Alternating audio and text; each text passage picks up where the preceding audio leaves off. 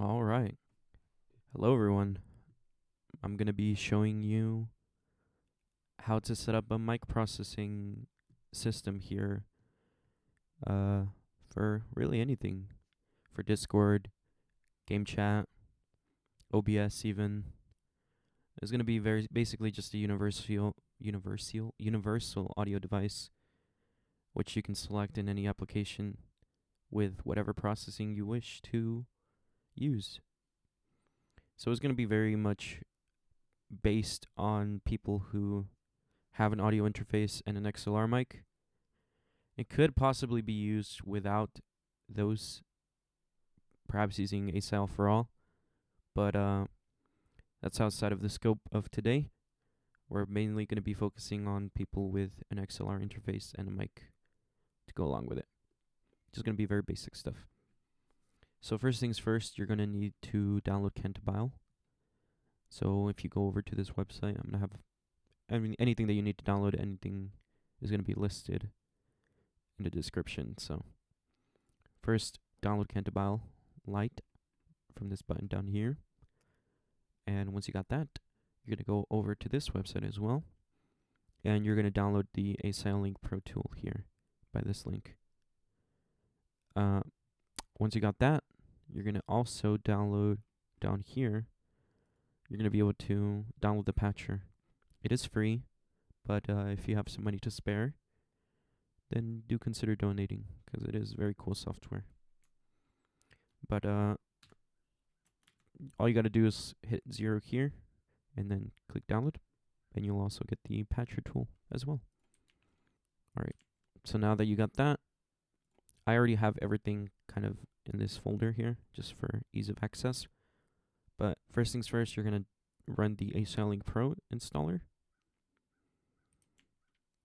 And once you got that, it's going to give you the option to install 16 stereo WDM devices.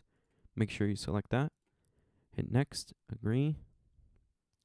And then you can install it in this default location, but I'm going to change where I install it, just so it can be in the same folder as everything else. But you can leave it in the default. That works too. So once you install that, you should be good. And just uncheck Run ASIOLinkPro tool. And once you do that, you're going to then want to install Cantabile. So for you, you're just going to run the setup Cantabile exe. Alright, that didn't work initially, but let's see if this works now. Alright, there we go. Perfect. Alright, so it's going to now show you this kind of interface here. So what you're going to want to do first is go down here to I don't have a license key, and you're going to want to register an account with Cantabile. This allows you to license your software. It is still free, but you do need to make an account. So you can click here so you don't get notifications or emails. But you just want to put in your name and your email address, and once you finish that whole process, you'll be able to log in here. So you got two kind of options here. You can either just use your email address and the license key that it gives you, or you can use your password and just log in. Either or works. Yeah, it's just up to you. Alright, so once you got yourself either signed in or you got your license key inputted, it's going to ask you for what version you want to use. So you want to select Cantabile Lite, and then click Use Selected License. And from here, what you're going to want to do is just hit Next, and you're going to see ASIOLinkPro come up. You can just close that. And you're going to want to select ASIOLinkPro as the audio driver, and your sample rate, you're going to want to select 48 kilohertz. You probably won't need anything higher than that, to be honest. If you know what you're doing, you can do what you wish, but for most people, just select 48 kilohertz, and that should be fine. And as for the buffer size, that can be adjusted. I'm not sure why it's not showing me right now, but that's going to be very much dependent on your system. So the more powerful of a PC you have, the lower buffer size you can use, and that'll let you get lower latency overall. But that's more so of an issue if you're monitoring to your voice in real time. But 48 kilohertz should be fine, and anywhere from like 512 and above in terms of buffer size should be safe for the most part. But you can go higher or lower depending on your system. That's something you can mess around with and figure out. But I'm just going to go with that for now. And as for these, we're just going to delete all of these because we don't really need them. It's just a little bit of clutter there we can get rid of. And what we're going to do is we're going to add our own ports. So you're going to bring in your mic in port. So this is the signal coming in from your ASIOLinkPro into Cantabile. So we're just going to select a mono input. And then we're going to add a new port or a new channel. And we're just going to leave it on 1. Then we're going to create another port. And we're going to name it mic out. So this is going to be your output port from Cantabile. And we're going to just leave it on output. And then choose... we can just choose a mono output. That's fine. Now what we're going to do here is we're going to add a new channel. And for the output, we're going to select... Okay, we're just going to select 3. And then we're also going to add another one. We're going to select 4. And now we're going to add another port. This is going to be the final one that we need. This is going to be your mic monitoring. So this is going to be useful for hearing back your own voice while you're changing settings and processing your mic. So you can actually hear what is going on there. So we're going to leave it on output. And we're going to do another mono channel. And we're going to create 2. But then we're going to select 1. And we're going to select 2. Oh, whoops. We're going to add a new one. And we're going to add 2. So channels 1 and 2 are going to be your monitoring channels. 3 and 4 is going to be the actual output to a virtual audio device. So once you got that, you can go next, and you can delete all of these, because we're not going to need MIDI for these purposes.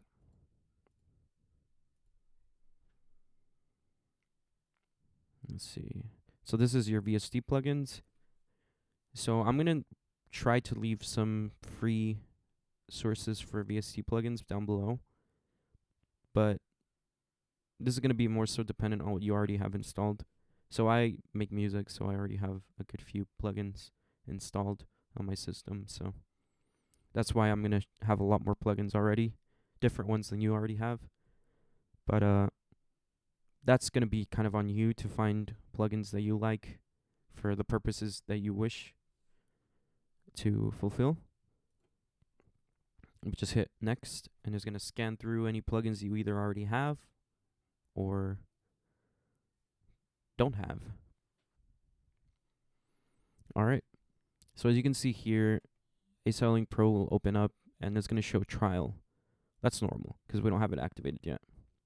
So what we're going to do is we're going to turn off the processing or the engine for Cantabile, so it's not messing around with that. And we're going to go up here. Well, actually, I guess we can just close it. We're going to close Cantabile.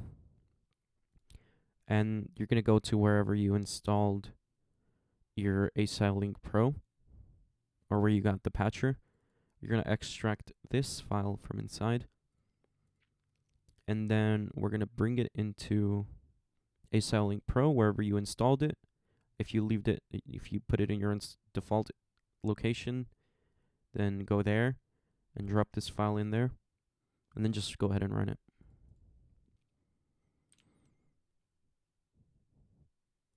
Okay, so I just had some weird conflict because I already had it installed before. I just reinstalled ASIOLinkPro and ran the patch again, and it works now. So if you have any issues with that, you might need to reinstall ASIOLinkPro. That's fine. But more than likely, you should just get a patch was successful the first time that you run the patcher, and you should be fine. I think it's just because I already had it installed before, so it's having some problems there. But once you got that patched, we're going to then open up Cantabile again. It might ask for your driver, might not. But once you got that, then... Wait, did I set this up wrong? I might have set this up wrong. Okay, so this is supposed to be an output, or input rather. So if I didn't do that properly earlier, then that's my fault. This should be mic in input. And I already messed up again. Okay, well this isn't going very well. Input, mic in, mono. Mono add 1. Okay, so that's why it looked wrong earlier. Okay, that was my fault.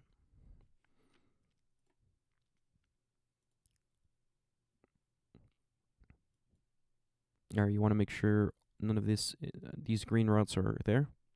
You're going to disable this route and this route, and you're just going to have 3 and 4 going to 1 and 2 of this, and make sure you save this. So I'm just going to save it to here. And okay, so now what we got here is mic in going into mic monitoring and mic out. So this is going to be the basic way this works. So let me bring up this, run, and you can run this command there. And this is going to kind of expose all of the devices that ASIOLink creates here. And so for the purposes of this video, we're just going to focus on this right here. So mix 01 is going to be what your actual mic that you use for your applications is going to be. So you can just name it mic processed or whatever, just to differentiate it from everything else.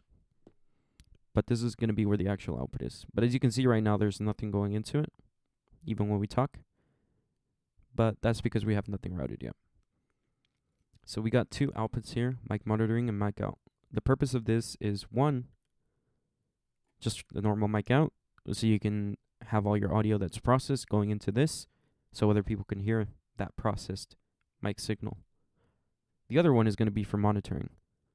So if you go into here, then you can notice, if I go back to ASIOLink, that now we have activity going on channels 1 and 2.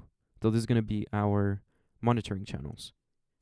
So nobody's going to hear this whenever it's output into this, but it's useful for you, so you can do all of your processing and you can actually hear all of the things that you're changing around without having to record an audio clip or something, just so you can verify. It just makes things a lot easier. But from here, really all that remains is kind of creating a mic processing setup or chain here. And that's kind of what I'm going to do here. So I'll be right back once I got that. Alright, so I got my whole mic chain set up. It's something simple, but it's okay. Just to kind of get the idea across. There's a little bit of clicking in there, a little bit of crackling, but I think that's just because of my bit buffer size. I think it might just be too low. Or perhaps some of my processing is not very good. But that's fine. That's not what we're focusing on right now. What we're focusing on is the whole sort of setup here that we can do. This is just a proof of concept. So I forgot to show you how to actually properly use this. So what you do is you right click and you can insert a plugin, and that'll bring up your whole list of VST plugins. If you don't have a VST plugin, and you want to bring it into here. After you downloaded it, you have to, usually they all extract to the same folder, to the same VST folders, but I'm just going to show you where that is. So let me switch over to my other mic. All right. So you go into your options, and here you go to plugin options, and these are the by default VST plugin folders that it's going to be searching for VST plugins in. Most plugins should install to one of these locations by default. But if you see in the VST setup for whatever VST you have that it installs somewhere else, then you would need to have to add that path to here by just clicking add, browse, and then just going to that location. But that's basically just how you get VST plugins in here. After you do that and you press OK, it should automatically search for the plugins that you have, and they should show up when you right click. Alright, so now going back here, all you do is right click, insert plugin, boom, boom, boom, choose your plugins, do as you wish, right? So this is a very simple setup that I got going here. So this is just going into this plugin here. All it does is just, if I need to lower volume or increase it, I can do so easily from here. So nothing crazy. Then this is going to an EQ, which is just boosting a little bit of the body of my voice, just to make it sound a little bit more full. But just be very conservative with what you increase, especially in the lower end of your voice, because it can get very boomy and very, very unbalanced very quickly. You might think it sounds really good, and it might to you, but you got to be very, very mindful of what you're increasing, because it can get out of hand very quick.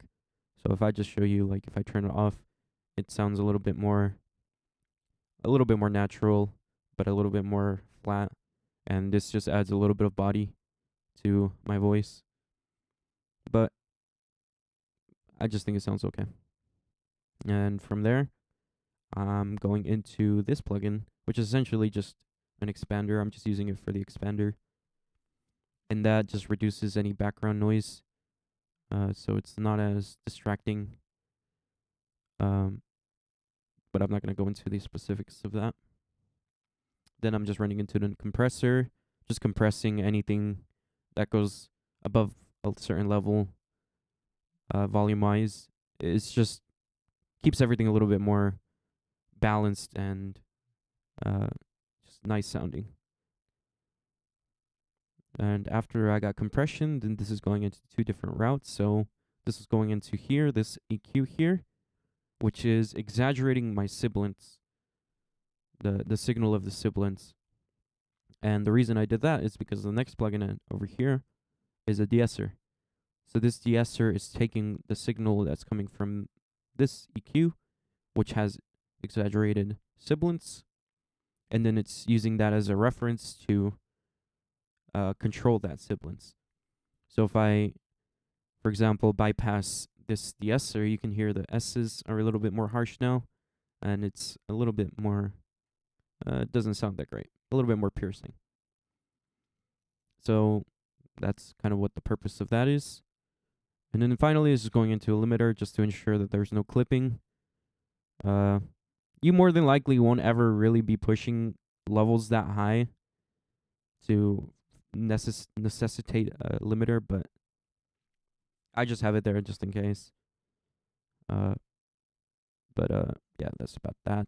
That's pretty much that. And so finally, this is going into two different routes. So my mic monitoring, just so I can listen to my voice in real time. So while I'm doing all these changes to make sure they're good. And my mic out, which is actually what's going into this device right here, which I can use in Discord or any other application. I would just select this device. And just to give you a small test to ensure that it's working, what you can do is you can bring up a sound recorder instance and then just select your device. Mic processed. So that's my device, is what I named it. and then you can just record a small clip, and whenever you play it back, you should be able to hear. You should be able to hear how it sounds. Let me unmute that in OBS. You can just record a small clip, and whenever. Yep. So, as I said before, it sounds a little bit off. There's a little bit of crackling in there, but I think that's just because of how I installed it and some other factors. More than likely, it shouldn't sound that way to you. But if you have any issues, first thing you can do always is, let me switch back.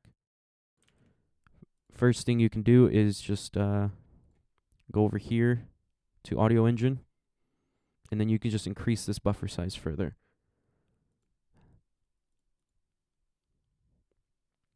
So that will likely sort of increase your latency. So if you're listening to the mic monitoring, you'll hear it's a little bit more delayed now. But just for the sakes of like having processed audio that you're not actually listening back to in real time, it's probably not a big deal. A little bit of latency won't hurt you there. But you can always fine tune it to your liking, so you can get it to as low as your PC can let you do. But that's basically it. When you do that, you finish your setup, what you got processed, make sure you save your Cantabile instance, Control S, or you can go up here and hit save song. And that's about it, basically. The whole setup's here. So like I said, the actual, this isn't really what you're here for. You're just here for the ability to create this, essentially. But it's a very cool setup. I've tried a lot of different sort of ways to process my audio, particularly with VSTs, and I've always just really I've had issues. Like, I've used Voicemeeter in the Past. I've just really haven't found anything better than this in terms of processing your audio. But that's pretty much gonna be it for me. If you have any questions, any issues, just leave a comment. I'll do my best to help you out there. But that's pretty much it for me. Goodbye.